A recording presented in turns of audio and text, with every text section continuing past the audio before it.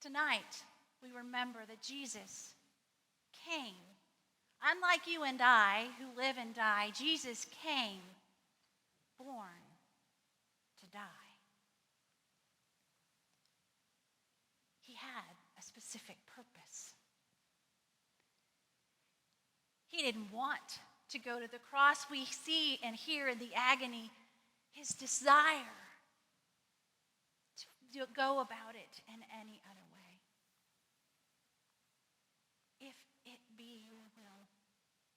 But he was determined to walk the way that God asked him to. He was determined to fulfill his mission to be the Redeemer of humankind. Jesus came so that you and I would have our sins forgiven, and he carried your sin and mine to the cross. Now, the disciples that night seemed lost. At that point, all hope was gone. It seemed for them their world had come to an end. Their deliverance from the oppressor of the day had been mocked and beaten and crucified. What does that mean? They were afraid and confused.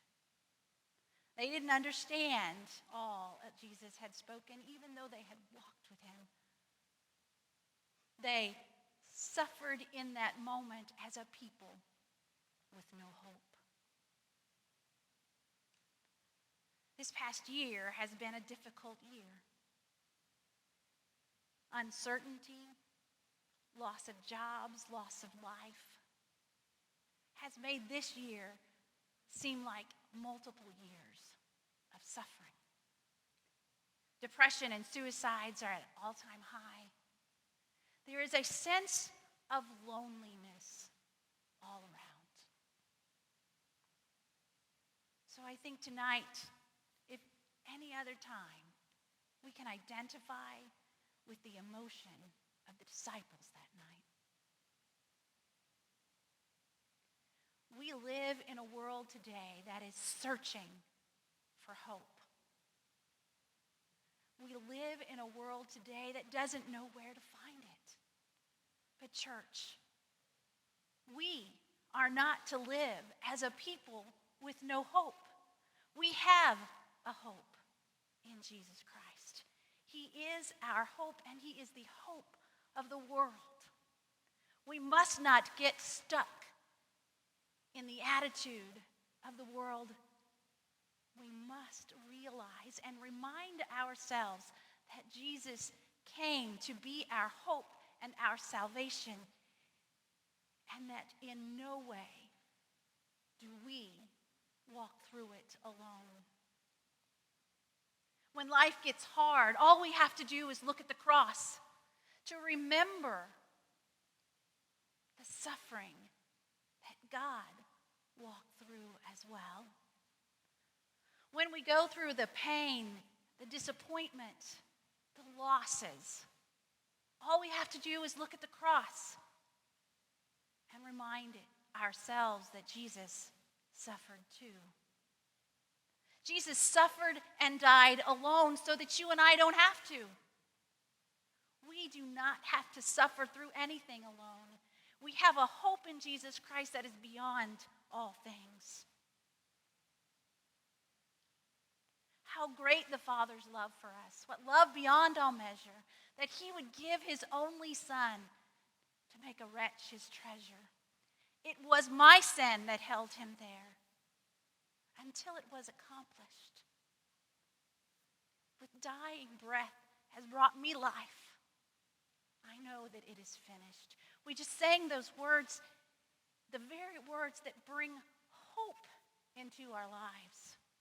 We know that it is because of the Father's great love for each and every one of us that we come humbly to the foot of the cross, knowing that our sins can be forgiven and our weighted world will be lifted from our shoulders. And then we come to the hardest part of the story. We're asked a question. Our hymn tonight is Were You There? In a sense, this hymn asks the question that Pilate asked. What will we do with Jesus? The hymn's response, oh, sometimes it causes me to tremble. Tremble. Do you tremble at the response to God today? Do you tremble at your response to God today? Do you stand with the scoffers, mocking God and telling him that you disregard your own sin and the reason he came? Do you stand with the disciples, afraid, confused, uncertain of the future? Or do you stand with the crowd, just going along with whatever else is going along? We may find ourselves on the other side of the cross, on the other side of resurrection tonight. But each and every one of us must answer the exact same question that the crowd was asked by Pilate. What will you do with this man?